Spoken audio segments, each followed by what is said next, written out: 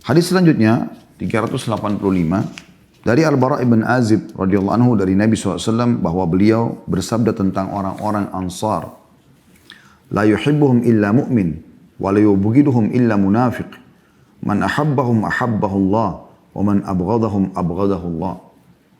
Hadis ini riwayat Bukhari Muslim. Tidak ada yang mencintai mereka, maksudnya orang-orang Ansar. Siapa orang-orang Ansar? Penduduk asli Madinah.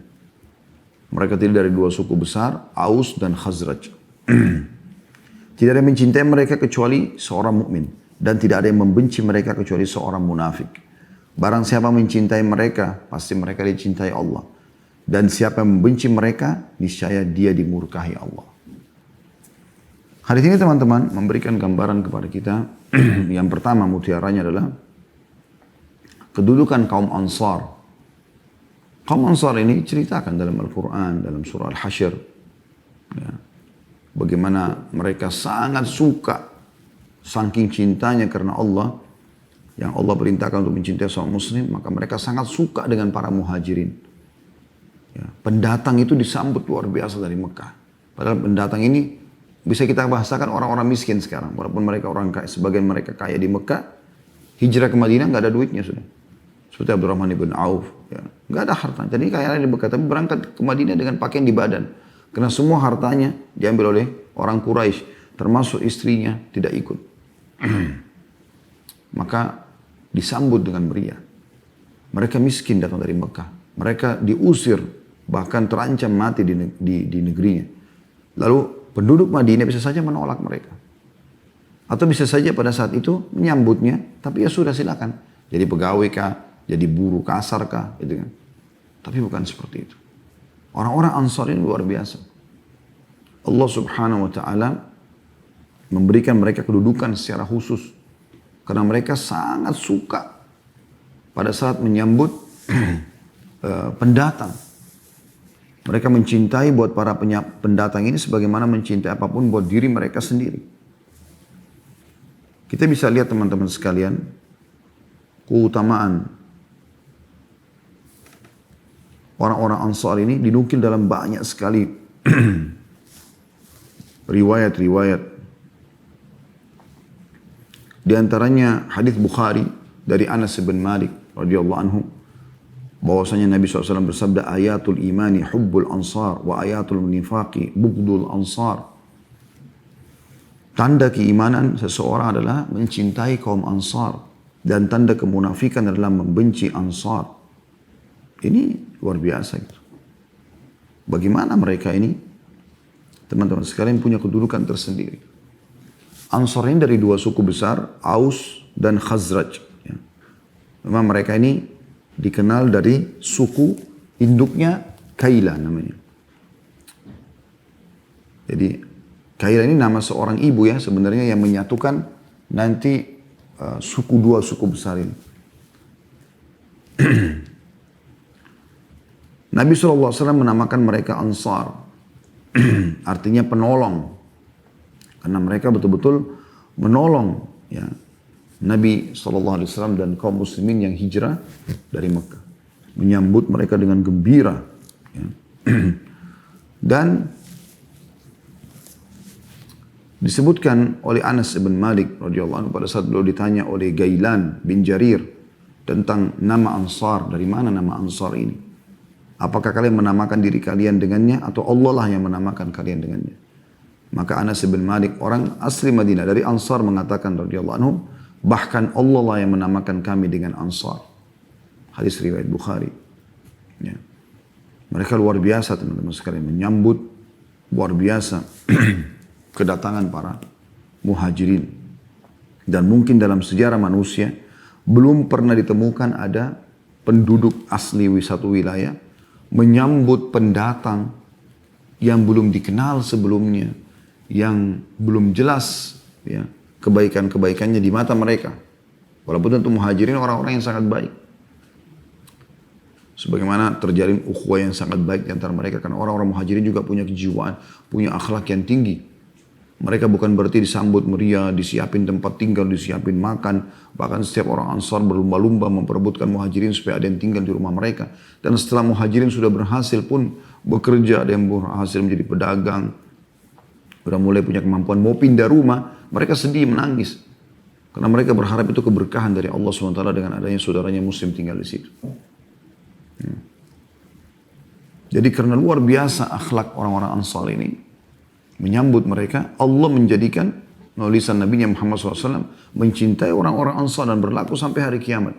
Siapapun keturunan dua suku ini, Aus dan Khazraj, ya, kalau kita temukan keturunan mereka, kita cintai mereka karena Allah SWT, karena ingin mengejar keutamaan ini. Tanda-tanda keimanan kita.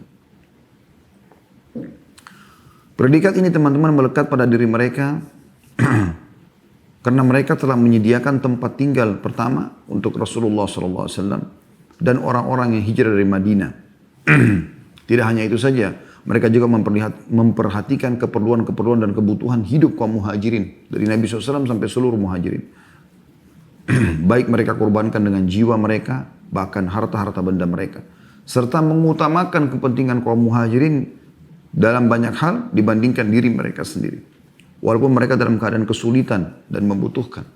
Ini dipaparkan oleh Ibnu Hajar dan Fathul Bari jadi halaman 122. Allah gambarkan di dua ayat yang perlu kita baca teman-teman sekalian. Yang pertama itu surah Al-Hasyr tadi saya bilang. Surah nomor 59 ayat 9. Tolong Anda buka ini ya. Surah nomor 59 ayat 9. Saya akan bacakan sekali lagi surah Al-Hasyr surah nomor 59 ayat 9. A'udzu billahi minasyaitonir rajim. Walladzina tabawwa'ud dara wal imana min qablihim yuhibbuna man hajara ilaihim wa la yajiduna fi sudurihim hajatan mimma utu wa yu'thiruna ala anfusihim walau kana bihim khasasah wa man yuqa syuhha nafsihi fa ulaika humul muflihun. Dan orang-orang yang telah menempati kota Madinah dan telah beriman dalam kurung kaum Ansar. Sebelum kedatangan mereka, maksudnya kaum muhajirin. Mereka dalam kurung orang-orang Ansar mencintai orang-orang yang hijrah kepada mereka, maksudnya orang muhajirin dari Mekah. Dan mereka dalam kurung orang-orang Ansar tiada menaruh keinginan dalam hati mereka terhadap apa-apa yang diberikan kepada mereka. Tidak mau berharap balasan. Semua karena Allah. Dan mereka mengutamakan para muhajirin atas diri mereka sendiri walaupun mereka dalam kesusahan. Dan siapa yang dipelihara lepas dari sifat kekikiran dirinya, maka mereka adalah orang-orang yang beruntung. Lalu ayat 10-nya Allah menggambarkan kepada kita tentang apa yang harus kita lakukan. Minimal kalau Anda sekarang mengatakan, tapi kan kita sudah tidak tahu di mana orang Ansar Ustaz. Kita juga tidak tahu siapa keturunan mereka. Kalaupun ada, misalnya di Madinah, kita tinggal di Indonesia, bagaimana kita menjalin persaudaraan sama mereka? Mungkin kita orang Indonesia tidak ngerti bahasa Arab misalnya. Apa yang Allah katakan di ayat 10-nya, perhatikan. وَالَّذِينَ جَاءُوا مِنْ بَعْدِهِمْ يَقُولُونَ رَبَّنَا اغْفِرْ لَنَا وَلِإِخْوَانِنَا الَّذِينَ سَبَقُونَ بِالْإِيمَانِ وَلَا تَجْعَلْ فِي قُلُوبِنَا غِلًّا لِلَّذِينَ آمَنُوا رَبَّنَا إِنَّكَ رَءُوفٌ رَحِيمٌ. Dan orang-orang yang datang sesudah mereka, maksudnya para muhajirin dan ansar. Yang datang setelahnya kayak kita-kita ini. Datang setelah mereka meninggal nih. Orang muhajirin dan ansar. Mereka berdoa, Ya Rabb kami, berilah ampun kepada kami. Dan kepada saudara-saudara kami yang telah beriman lebih dulu daripada kami. Atau mendahului kami dari keimanan. Mereka maksudnya orang-orang muhajirin dan ansar. Dan janganlah engkau membiarkan kedengkian dalam hati kami terhadap orang-orang beriman. Maksudnya mereka itu. Ya, dimulai dari mereka. Ya Rabb kami sungguhnya engkau maha penyantun lagi maha penyayang. Ya, ini luar biasa gitu teman-teman sekalian. Bagaimana Allah subhanahu wa ta'ala memuji mereka. Orang-orang Ansar ini. Kemudian teman-teman sekalian juga kita bisa lihat surah At-Taubah. Surah nomor 9 ayat 100. A'udzu billahi minasyaitonir rajim. Was-sabiqunal awwaluna minal muhajirin wal ansari walladzina ittaba'uuhum bi ihsan. Walladzina ittaba'uuhum bi ihsan radhiyallahu anhum wa radu anhu. Radhiyallahu anhum wa radu anhu wa 'adda lahum jannatin tajri tahtaha al-anharu khalidina fiha abada. Dzadzikal fawzul 'adzim. Orang-orang yang terdahulu lagi yang pertama-tama masuk Islam dari golongan Allah sebutkan muhajirin yang di Mekah, hijrah ke Madinah, dan Ansar, orang-orang penduduk asli Madinah. Dan orang-orang yang mengikuti mereka dengan baik, mengikuti semua ya, keislaman dan keimanan mereka, perbuatan-perbuatan ibadah mereka. Ya. Allah ridho kepada mereka, dan mereka pun ridho kepada Allah, dan Allah menyediakan bagi mereka surga-surga yang mengalir sungai-sungai di dalamnya selama-lamanya. Mereka kekal di dalamnya, itulah kemenangan yang besar. Sini ada penyebutan tentang orang-orang Muhajirin dan Ansar. Jadi luar biasa bagaimana Allah Subhanahu wa taala memuji mereka. Allah sebutkan dengan sifat mereka. Cukup banyak orang-orang yang luar biasa di kalangan mereka, seperti Sa'ad bin Rabi radhiyallahu anhu. Tadi saya keliru menyebutkan Sa'ad bin Ubadah ya. Sa'ad bin Rabi radhiyallahu anhu yang dipersaudarakan oleh Nabi SAW dengan Abdurrahman bin Auf. Bagaimana luar biasanya gitu. Ya. Begitu dia dipersaudarakan, Nabi SAW mengatakan, hai Sa'ad bin Rabi, kau bersaudara dengan Abdurrahman bin Auf. Karena Allah. Persaudaraan yang khusus tadi. Begitu baru pertama kali ketemu hari itu, baru dijalin persaudaraan. Bahasa pertama Sa'ad bin Rabi radhiyallahu anhu, hai Abdurrahman, saya punya 2 orang istri. Dia tahu Abdurrahman datang tidak ada istrinya. Lihat salah satunya, yang mana kau tertarik, saya ceraikan, setelah iddah kau boleh nikahi. Dia bukan bilang, saya akan ceraikan istri saya yang tua, lalu kau nikahi, tidak. Sebenarnya teman-teman sekalian menawarkan saja seperti ini berat sekali. Seseorang yang sudah interaksi biologis dengan istrinya, tinggal bertahun-tahun bersama-sama, kemudian mau dilepas untuk diberikan kepada seorang muslim agar dinikahi. Ini pengorbanan yang luar biasa. Saya yakin tidak semudah itu seseorang melakukannya.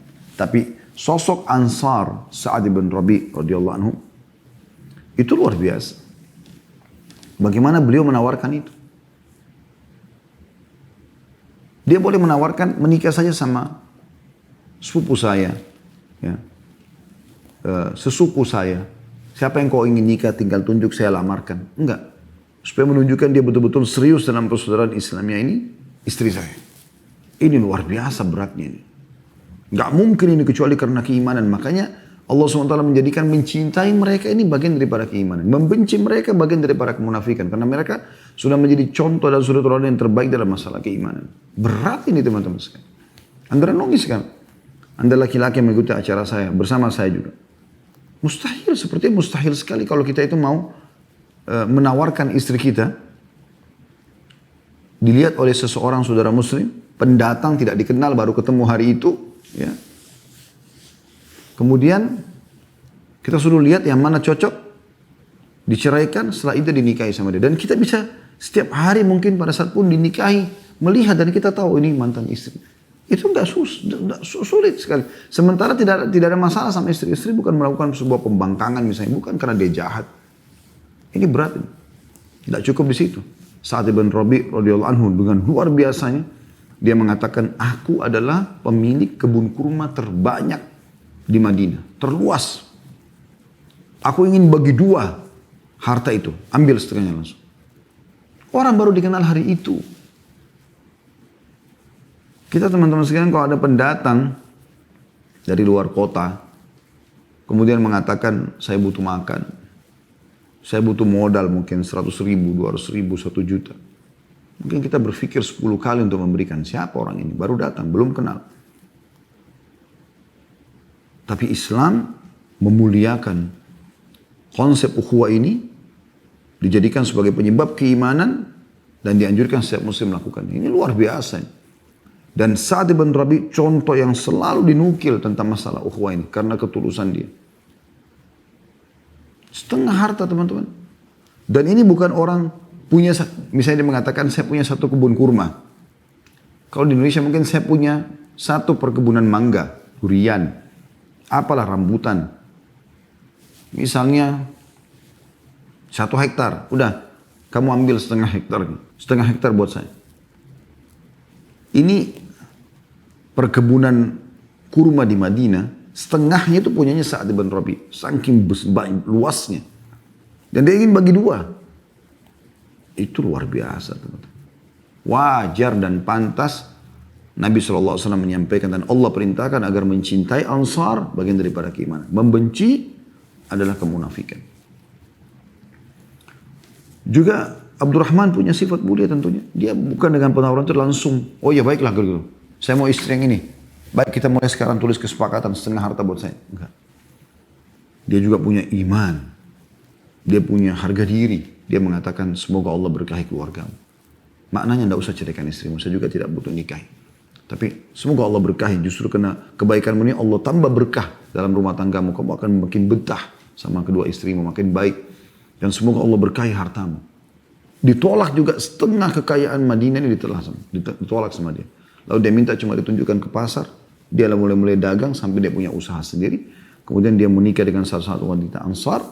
Ya, pada saat Nabi SAW tanya, dengan apa kau menikahi Abdurrahman? Maksudnya apa mahar? Dia mengatakan dengan emas seperti biji kurma. Dan cukup banyak sekali teman-teman sekalian. Ya, seperti Zaid bin Thabit, penulis wahyu, ya, Abdullah bin Rawaha, panglima perang yang luar biasa, yang meninggal di perang Mu'tah. Ya. Kemudian ada Abu Ayyub al-Ansari, radhiyallahu anhu, Khalid bin Zaid, yang rumahnya ditempati oleh Nabi SAW. Ada Ubay bin Ka'ab, penyair Nabi SAW. Ya. Ada Anas bin Malik, perawi hadis, ya.